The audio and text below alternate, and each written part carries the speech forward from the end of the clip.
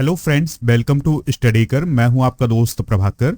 Daily current affairs में आज हम 17 मार्च 2023 के मोस्ट इंपॉर्टेंट करंट अफेयर्स के क्वेश्चन डिस्कस करेंगे। तो आप इस पूरे लेक्चर को बहुत ही ध्यान से लास्ट तक जरूर देखिएगा। लास्ट में आपसे क्वेश्चन पूछा जाएगा जिसका आंसर आपको कमेंट बॉक्स में देना है। अगर आप स्टडी कर पर पहली बार आए हैं तो सब्सक्राइब कर लें और बेल आइकॉन भी दबा लें, जिससे आपको समय पर सबसे पहले नोटिफिकेशन मिल सकेगा। हमारे जितने भी सोशल मीडिया प्लेटफॉर्म हैं उन पर भी आप हमें फॉलो कर लें। सभी का लिंक डिस्क्रिप्शन बॉक्स में दिया गया है। चलिए दोस्तों, इस लेक्चर की शुरुआत करते हैं और सबसे पहले हम कल के करंट अफेयर्स को रिवाइज करेंगे, फिर आज के क्वेश्चन डिस्कस करेंगे। कल का पहला क्वेश्चन था, विश्व उपभोक्ता अधिकार दिवस 2023 कब मनाया गया है? तो यह 15 मार्च को मनाया गया है।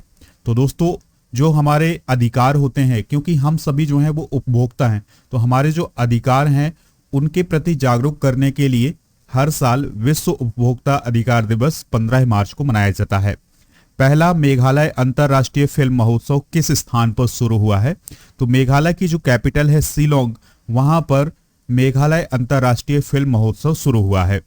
समीर खाकर का निधन हो गया है, वह कौन थे? तो दोस्तों, वह एक एक्टर थे। किसे एनएमडीसी के अध्यक्ष और प्रबंध निदेशक यानी सीएमडी का अतिरिक्त प्रभार सौंपा गया है? तो अमिताभ मुखर्जी को सौंपा गया है। विश्व बैंक के अनुमान के अनुसार भारत में महिलाओं की साक्षरता दर कितने प्रतिशत हो गई है? तो दोस्तों, 77% हो गई है। और विश्व बैंक ने यह भी बताया है कि आजादी के समय भारत में जो महिलाओं की साक्षरता दर थी वो 9% थी, और अब कितने प्रतिशत हो गई है दोस्तों? 77% हो गई है। दुनिया के 50 सबसे प्रदूषित शहरों की सूची में दिल्ली का कौन सा स्थान है? तो इसका चौथा स्थान है। किसे पुस्तक सूर्यवंशम के लिए 2022 के सरस्वती सम्मान के लिए चुना गया है? तो शिवशंकरी को चुना गया है। अमेरिका के साथ रक्षा अभ्यास फ्रीडम शील्ड में किस देश ने हिस्सा लिया है? तो साउथ कोरिया ने हिस्सा लिया है। SIPRI की रिपोर्ट के अकॉर्डिंग 2022 में कौन सा देश दुनिया का सबसे बड़ा हथियार आयातक था? तो वो था दोस्तों Bharat. Semi high speed Vande Bharat express train चलाने वाली पहली महिला कौन बनी है? तो वो बनी है सुरेखा यादव। तो दोस्तों, ये थे कल के करंट अफेयर्स के महत्वपूर्ण प्रश्न। चलिए आज का पहला क्वेश्चन डिस्कस करते हैं। मुख्यमंत्री आयुष्मान असम योजना के तहत 27 लाख परिवारों को कितने रुपए का कैशलेस इलाज मिलेगा? तो दोस्तों, 5 लाख रुपए तक का कैशलेस इलाज मिलेगा असम के लोगों को। अभी हाल ही में असम का बजट पेश किया गया है और असम के जो वित्त मंत्री है अजंता नियोग, तो उनके द्वारा 16 मार्च 2023 को विधानसभा में 2023-24 के लिए बजट पेश किया गया है और इसी बजट में मुख्यमंत्री आयुष्मान असम योजना की घोषणा भी की गई है। तो इस योजना में यह कहा गया है कि असम के 27 लाख परिवारों को 5 लाख रुपए तक के कैशलेस उपचार की सुविधा दी जाएगी। ठीक है दोस्तों, तो इस प्रकार से यह देश की सबसे बड़ी स्वास्थ्य बीमा योजना बन जाएगी। सरकार ने मुख्यमंत्री आवास योजना शुरू करने की भी घोषणा की है। जिस प्रकार से प्रधानमंत्री आवास योजना चल रही है, उसी प्रकार से असम में मुख्यमंत्री आवास योजना शुरू की जाएगी। इसके अलावा दोस्तों, 3000 नए मॉडल आंगनबाड़ी केंद्र स्थापित करने का भी प्रस्ताव रखा गया है। यहाँ पर बात हुई है असम की, तो असम से रिलेटेड कुछ इंपॉर्टेंट पॉइंट डिस्कस करते हैं। दोस्तों, असम के जो मुख्यमंत्री हैं वो हैं हेमंता बिश्वा शर्मा। यहाँ के जो राज्यपाल हैं वो हैं गुलाब चंद्र कटारिया, जो कि अभी हाल ही में बदले गए हैं। राजकीय पशु है भारतीय गैंडा। राजकीय पक्षी है सफेद पंखों वाली बतख। दोस्तों, आज हम यहाँ के राष्ट्रीय उद्यान डिस्कस करते हैं। तो डिब्रू सैखोवा राष्ट्रीय उद्यान, काजीरंगा राष्ट्रीय उद्यान, मानस राष्ट्रीय उद्यान, नमेरी राष्ट्रीय उद्यान, राजीव गांधी ओरांग राष्ट्रीय उद्यान यहाँ के प्रमुख नेशनल पार्क हैं। दोस्तों, याद रखिएगा कि जो ओरांग राष्ट्रीय उद्यान है, इसके नाम से अब राजीव गांधी नाम जो है वो हटा दिया गया है, तो अब ये ओरांग राष्ट्रीय उद्यान कहलाता है। असम की अगर आप लोकेशन देखेंगे तो ये आप देख सकते हैं नॉर्थ ईस्ट में असम की लोकेशन। असम के जो प्रमुख पड़ोसी राज्य हैं वो कौन कौन से हैं?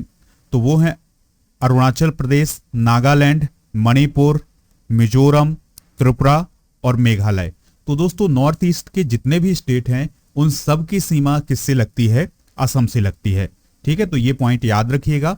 और असम की सीमा जो है वो भूटान और बांग्लादेश से भी लगती है। चलिए अगला क्वेश्चन डिस्कस करते हैं, किसे फीफा अध्यक्ष के रूप में फिर से चुना गया है। तो दोस्तों फीफा अध्यक्ष के रूप में जियानी इन्फेंटिनो को फिर से अध्यक्ष के रूप में चुना गया है। ठीक है, यानी जियानो इन्फेंटिनो जो हैं वो फीफा के फिर से अध्यक्ष बन गए हैं। तो अभी हाल ही में इलेक्शन हुए और जियानी इन्फेंटिनो के सामने कोई भी प्रतिद्वंदी नहीं था, तो इसलिए उन्हें फिर से अध्यक्ष के रूप में 2027 तक के लिए चुन लिया गया है। वह पहली बार 2016 फीफा एक्स्ट्रा ऑर्डिनरी कांग्रेस के दौरान कार्यालय के लिए चुने गए थे और फिर जून 2019 में उन्हें फिर से चुना गया था। बात कर लेते हैं फीफा की। तो दोस्तों फीफा का जो फुल फॉर्म होता है वो होता है federation of international football association. इसकी स्थापना 21 मई 1904 को हुई थी। वर्तमान में फीफा में जो सदस्य हैं वो हैं 211। इसका मुख्यालय जरूर याद रखिएगा, इसका जो मुख्यालय है वो है ज्यूरिख स्विट्जरलैंड में। ठीक है, और दोस्तों आपको एक पॉइंट और याद रखना है कि फीफा के द्वारा हर 4 साल में विश्व कप आयोजित किया जाता है और 2022 में विश्व कप हुआ था। ये किसने जीता था? तो याद रखिएगा इस विश्व कप को जीता था अर्जेंटीना ने। अगला क्वेश्चन डिस्कस करने से पहले दोस्तों हम कुछ प्रमुख खेल संस्थानों के अध्यक्ष डिस्कस करते हैं। आईसीसी के वर्तमान अध्यक्ष कौन है? ग्रेग बार्कले हैं। बीसीसीआई के रोजर बिन्नी। अंतरराष्ट्रीय हॉकी महासंघ के अध्यक्ष हैं तैयब इकराम। हॉकी इंडिया के अध्यक्ष हैं दिलीप तिर्की। फीफा के अध्यक्ष अभी हमने डिस्कस किया हुआ है अखिल भारतीय फुटबॉल महासंघ के कल्याण चौबे। भारतीय ओलंपिक संघ के अध्यक्ष हैं पीटी ऊषा, जो कि पहली महिला है जो कि भारतीय ओलंपिक संघ की अध्यक्ष बनी है। राष्ट्रीय क्रिकेट एकेडमी के अध्यक्ष हैं बीवीएस लक्ष्मण। दोस्तों मध्य प्रदेश पटवारी परीक्षा की अगर आप तैयारी कर रहे हैं तो आप मॉक टेस्ट जरूर ज्वाइन कर लीजिएगा, क्योंकि ये एग्जाम जो है चालू हो गया है। तो अगर आपका अभी तक एग्जाम नहीं हुआ है तो मॉक टेस्ट दे सकते हैं, हिंदी और अंग्रेजी दोनों माध्यम में उपलब्ध हैं। डिस्काउंट चाहिए तो PS100 कूपन कोड यूज करेंगे तो आपको डिस्काउंट मिल जाएगा। इसके अलावा डेली करंट अफेयर्स का जो PDF है वो आपको हमारे ऐप पर मिलेगा। ऐप डाउनलोड कर लें, लिंक डिस्क्रिप्शन बॉक्स में दिया गया है। अगला क्वेश्चन है, किसने चंद्रमा पर फिर से मनुष्यों को भेजने के लिए स्पेस सूट की एक नई पीढ़ी को लॉन्च किया है? ठीक है, तो इसका आंसर होगा नासा। तो नासा ने अभी हाल ही में मनुष्यों को फिर से भेजने के लिए स्पेस सूट की एक नई जनरेशन को लॉन्च किया है। स्पेस सूट ये आप देख सकते हैं। ठीक है, कोई भी वैज्ञानिक होता है तो इसके अंदर होता है और यही पहन करके और चंद्रमा या अन्य ग्रहों तक जाता है। ठीक है दोस्तों, तो ये इसे बोलते हैं हम स्पेस सूट। तो नासा ने अभी एक विशेष प्रकार का स्पेस सूट बनाया है। ये जो विशेष प्रकार का स्पेस सूट है ये महिला अंतरिक्ष यात्रियों के लिए बहुत ही कंफर्टेबल है। दोस्तों नासा की बात करें तो नासा का फुल फॉर्म होता है national aeronautics and space administration. मुख्यालय वाशिंगटन DC में है। स्थापना 1958 में हुई थी। इसके संस्थापक हैं ड्वाइट डी आइजनहावर और यहाँ के वर्तमान प्रशासक हैं विल नेल्सन। दोस्तों नासा अमेरिका की अंतरिक्ष एजेंसी है, उसी प्रकार से हमारे भारत की अंतरिक्ष एजेंसी है इसरो। इसरो के प्रमुख याद रखिएगा S सोमनाथ हैं। RBI ने वित्तीय उत्पादों और सेवाओं में नवाचार को बढ़ावा देने के लिए किस देश के सेंट्रल बैंक के साथ एक एग्रीमेंट किया है? तो ये एग्रीमेंट किया है UAE के सेंट्रल बैंक के साथ। तो केंद्रीय सेंट्रल बैंक डिजिटल मुद्राओं का पता लगाने के लिए मिलकर काम करेंगे, यानी कि डिजिटल मुद्रा को हम किस प्रकार से बढ़ावा दे सकेंगे, इसके लिए भारत की जो सेंट्रल बैंक है यानी RBI और जो UAE की सेंट्रल बैंक है वो दोनों इस पर काम करेंगे। यह समझौता जो है वो दोनों केंद्रीय बैंकों को अपनी क्षमताओं को बढ़ाने में मदद करेगा। UAE की बात करें दोस्तों तो यह पश्चिमी एशिया यानी मध्य पूर्व में स्थित एक कंट्री है। कैपिटल है अबू धाबी। यहाँ की जो करेंसी है वो है दिरहम और यहाँ के राष्ट्रपति हैं मोहम्मद बिन जायद अल नाहयान। नेक्स्ट क्वेश्चन है, एरिक गारसेटी को भारत में किस देश का राजदूत नियुक्त किया गया है? तो इस क्वेश्चन का राइट आंसर होगा अमेरिका, यानी अमेरिका ने एरिक गारसेटी को भारत में अपना राजदूत नियुक्त किया है।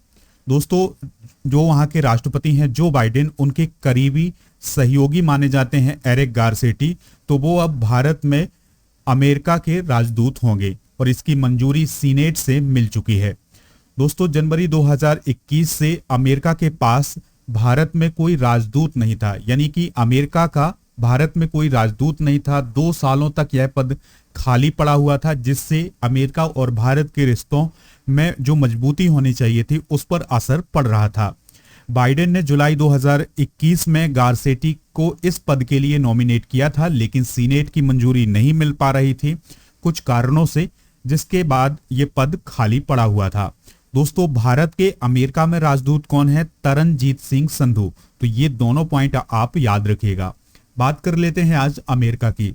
तो अमेरिका जो है वो 50 राज्यों का एक देश है जो कि उत्तरी अमेरिका महाद्वीप में स्थित है, और उत्तरी अमेरिका महाद्वीप के बहुत बड़े क्षेत्र को यह कवर करता है। इसकी स्थापना 4 जुलाई 1776 को हुई थी। कैपिटल क्या है? वाशिंगटन डीसी है। प्रेसिडेंट हैं जो बाइडेन और उपराष्ट्रपति हैं कमला हैरिस। पेंशन फंड नियामक एवं विकास प्राधिकरण के अध्यक्ष के रूप में किसे नियुक्त किया गया है? तो दीपक मोहंती को नियुक्त किया गया है। तो पेंशन फंड नियामक और विकास प्राधिकरण भारत में पेंशन के एक नियामक निकाय के रूप में काम करता है, यानी रेगुलेटिंग बॉडी के रूप में काम करता है। यह भारत सरकार के वित्त मंत्रालय के अधिकार क्षेत्र में काम करता है। स्थापना हुई थी इसकी 2003 में और इसका हेडक्वार्टर नई दिल्ली में है। अगला क्वेश्चन है, 7 से 13 मार्च 2023 के बीच में भारत और सिंगापुर के बीच कौन सा सैन्य अभ्यास हुआ है?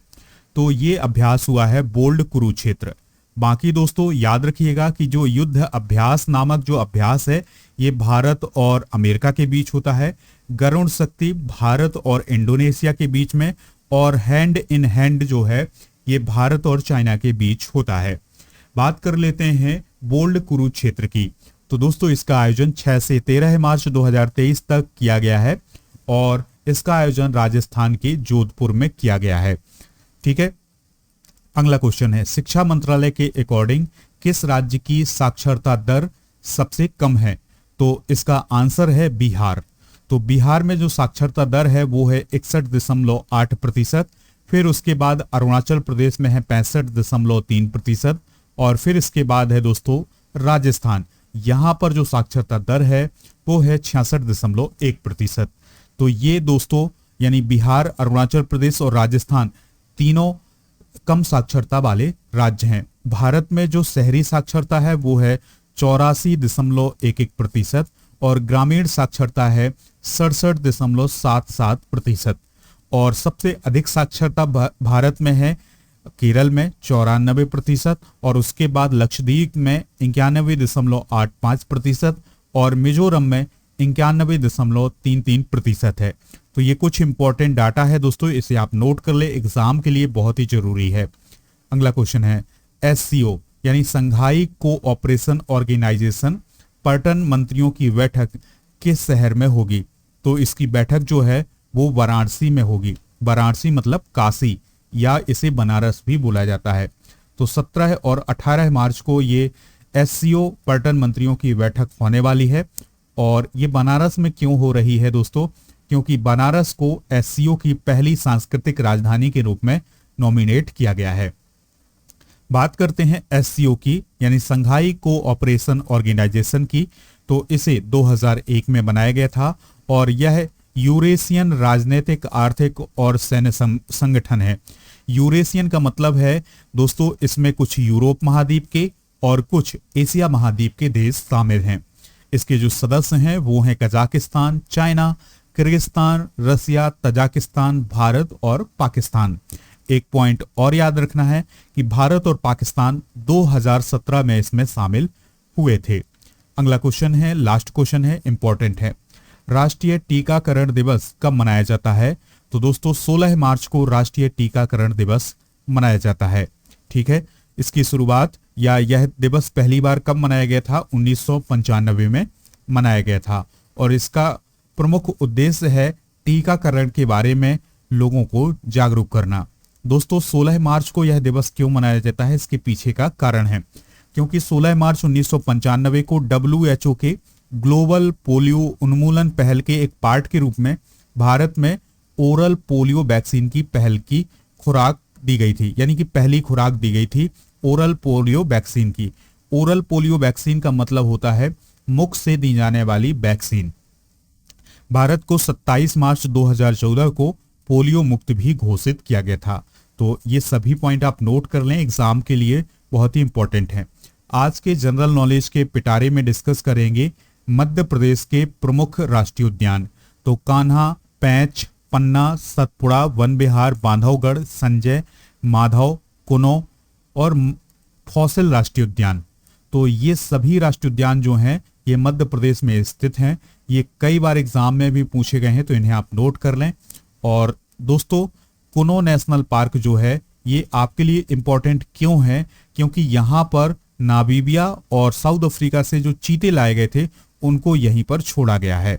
ठीक है, तो नामीबिया से 8 चीते आए थे, साउथ अफ्रीका से 12 चीते आए थे। तो इन सभी चीतों को कुनो नेशनल पार्क में छोड़ा गया है, तो इसलिए ये बहुत ही इंपॉर्टेंट है। चलिए दोस्तों, अब आपसे एक क्वेश्चन पूछते हैं जिसका आंसर आपको कमेंट बॉक्स में देना है। शिक्षा मंत्रालय के अनुसार किस राज्य की साक्षरता दर सबसे कम है? अरुणाचल प्रदेश, राजस्थान, बिहार या मध्य प्रदेश? जो भी इसका राइट आंसर हो कमेंट बॉक्स में जरूर बताएं। और दोस्तों, लेक्चर पसंद आया हो तो लाइक करें, शेयर करें सभी दोस्तों को सभी सोशल मीडिया प्लेटफॉर्म पर। और अगर दोस्तों इसका पीडीएफ डाउनलोड करना है आपको तो ये पीडीएफ मिलेगा एप्लीकेशन पर, उसका लिंक डिस्क्रिप्शन बॉक्स में दिया गया है, तो वहां से डाउनलोड जरूर करिएगा। मिलते हैं नेक्स्ट लेक्चर में। जय हिंद, वंदे मातरम।